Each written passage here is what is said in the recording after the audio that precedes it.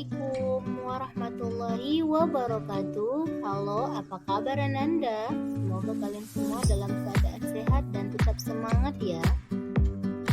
Kita akan belajar tentang unsur senyawa dan campuran. Apa yang dimaksud dengan unsur senyawa dan campuran? Simak penjelasannya berikut ini.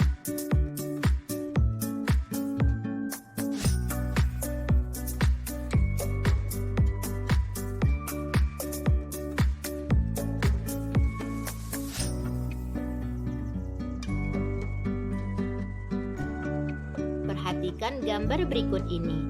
Tahukah kamu terbuat dari apa benda-benda tersebut?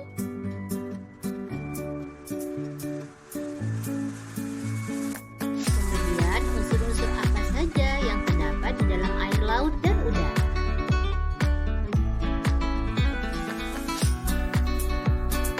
Lautan terdiri atas air dan berbagai garam.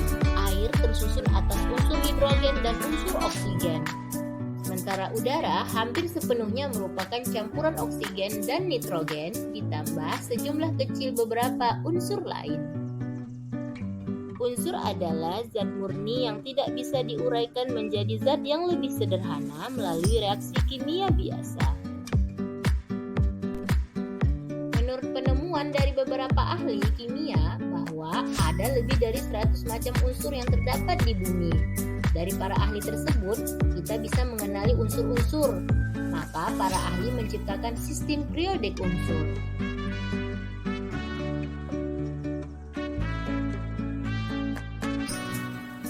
Contoh unsur yang sering kita temukan dalam kehidupan sehari-hari adalah besi, aluminium, karbon, emas, perak, fosfor, oksigen, nitrogen, sulfur, reksa, dan lain-lain. Aturan penggunaan lambang unsur. Penggunaan lambang untuk menyatakan unsur tertentu telah dikenal sejak masa alkimia. Beberapa contoh lambang unsur pada zaman alkimia adalah sebagai berikut.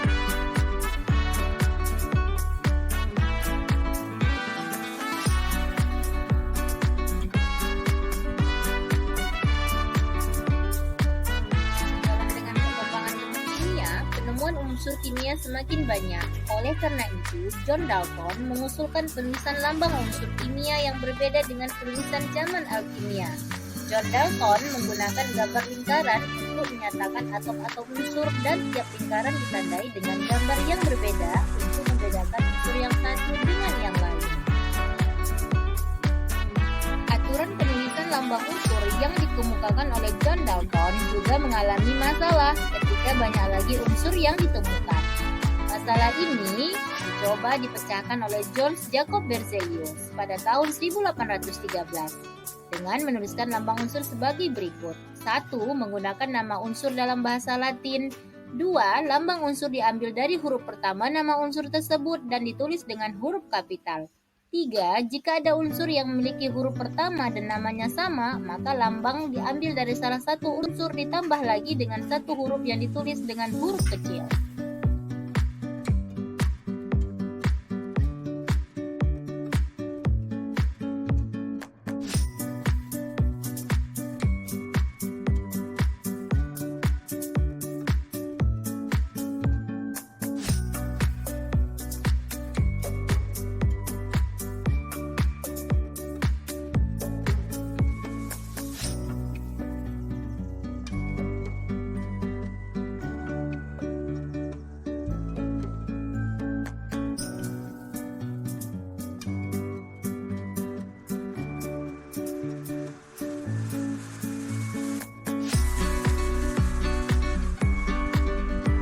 Jenis unsur. Unsur terbagi menjadi 3 berdasarkan sifat-sifatnya. 1. Unsur logam. Dapat ditempa dan diubah bentuk, penghantar panas dan listrik, keras atau tahan terhadap goresan potongan atau keausan, kenyal, tahan patah bila dibentang, kuat, tahan terhadap benturan, pukulan martil dan liat. Contoh unsur logam dalam kehidupan sehari-hari seperti besi merupakan logam yang paling murah sebagai campuran dengan karbon menghasilkan baja untuk konstruksi bangunan, mobil, dan rel kereta api. Tembaga atau kuprum. tembaga banyak digunakan pada kabel listrik, perhiasan, dan uang logam. Campuran tembaga dengan timah menghasilkan perunggu, sedangkan campuran tembaga dengan seng menghasilkan kuningan. Kalian pernah melihat benda-benda ini? Bagaimana sifat-sifat unsur penyusunnya?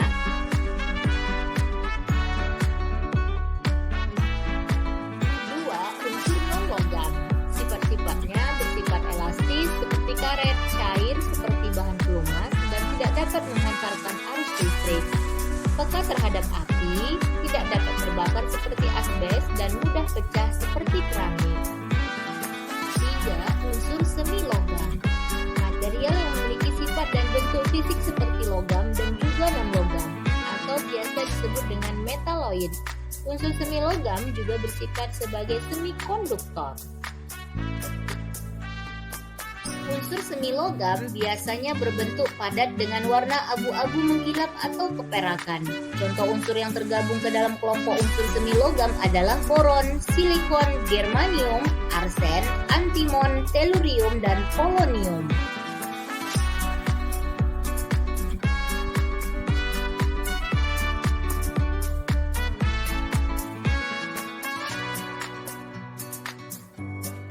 Senyawa dapat diartikan sebagai zat tunggal yang dapat diuraikan menjadi zat lain yang lebih sederhana melalui reaksi kimia. Contoh senyawa yang sering kita jumpai dalam kehidupan sehari-hari adalah air. Air terdiri dari unsur oksigen dan unsur hidrogen. Adapun ciri-ciri senyawa, senyawa merupakan bentuk dari zat tunggal atau zat murni. Dapat diuraikan menjadi beberapa unsur yang sesuai dengan jumlah unsur sebagai penyusunnya atau pembentukannya melalui reaksi kimia biasa. Komposisi unsur sebagai pembentuknya dengan senyawa memiliki sifat yang berbeda. Senyawa berupa penggabungan dengan unsur dan perbandingannya juga tetap. Contoh lain senyawa yaitu garam NaCl dan gula pasir C6H12O6.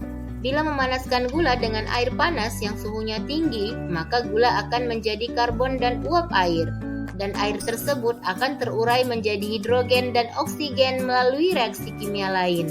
Dengan begitu, air dan gula tadi adalah satu senyawa karena terdiri dari berbagai unsur. Senyawa terbagi menjadi dua, yaitu senyawa organik dan senyawa anorganik. Senyawa organik berasal dari makhluk hidup atau dari proses fotosintesis. Senyawa ini terdiri dari unsur karbon sebagai rangkaian utamanya. Sifat senyawa organik tidak mudah larut dalam air, namun akan larut jika dicampur dengan pelarut yang sifatnya organik juga. Yang kedua, senyawa anorganik berasal dari sumber daya mineral yang terdapat di bumi. Senyawa ini memiliki titik didih atau titik leleh yang relatif tinggi dibandingkan dengan senyawa organik.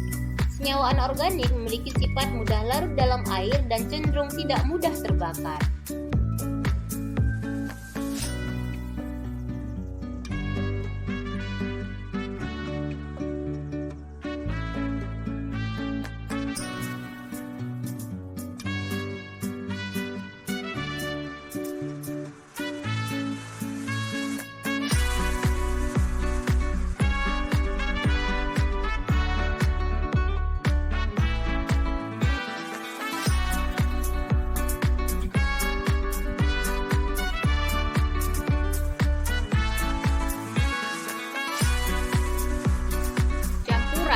Adalah suatu zat yang terbuat dari gabungan dua atau lebih zat yang berbeda tanpa melalui reaksi kimia. Gabungan zat-zat ini bisa berupa senyawa dengan senyawa, unsur dengan unsur, atau senyawa dengan unsur. Namun zat tersebut tidak dapat bersatu secara kimiawi karena masih mempertahankan sifat aslinya. Campuran dapat terjadi antara zat padat dengan zat padat seperti gula pasir dengan pasir, zat padat dengan zat cair seperti air dengan pasir, zat cair dengan zat cair seperti alkohol dengan air. Campuran terbagi dua, yaitu campuran homogen dan campuran heterogen. Campuran homogen adalah penggabungan dua jenis zat atau lebih di mana zat tersebut tidak terlihat lagi perbedaan sifat zatnya setelah terjadi reaksi kimia. Zat-zat yang ada di dalam campuran homogen sudah melebur menjadi satu dan tidak bisa dibedakan lagi zat-zat yang ada di dalamnya. Campuran heterogen adalah penggabungan antara dua zat atau lebih, namun sifat asli masing-masing zat masih terlihat meskipun telah terjadi reaksi kimia. Sifat-sifat dari zat dalam campuran tersebut tidak bisa menyatu.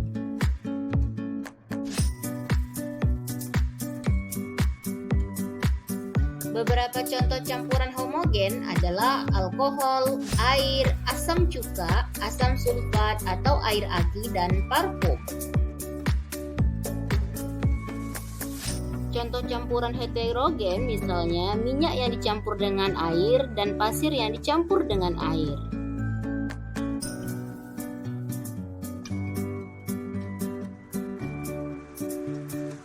Perbandingan sifat unsur, senyawa, dan campuran dapat terlihat pada tabel berikut. Perbedaan unsur, senyawa, dan campuran juga terdapat pada tabel berikut ini.